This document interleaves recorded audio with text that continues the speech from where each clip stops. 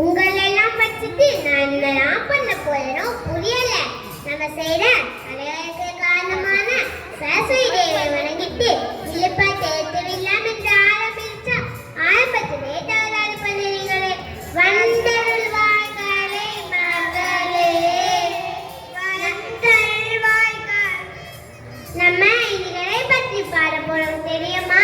இயற்கை பற்றி தானே. தலைவர் ஆரம்பிப்பார், அமைதியாயிருப்பார். இங்கு வந்திருக்கும் ஜனங்களே, சான்றோர்களே, வில்லுப்பாட்டு குலசாரோ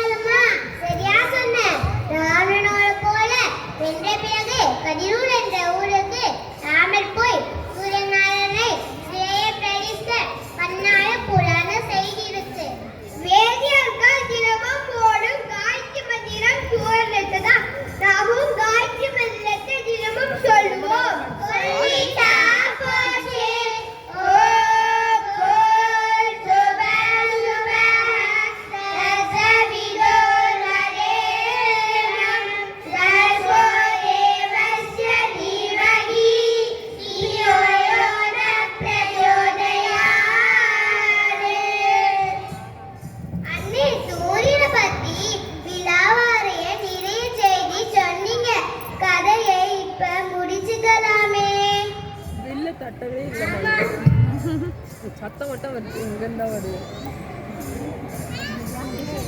ஆமா அண்ணே, அங்கரம் பாடிடுவோம். வாழியவே வாழியவே வாழியவே வாழியவே சூரியனார் வாழியவே இங்க வந்திருக்கும் ஜனங்களும் வாழியவே.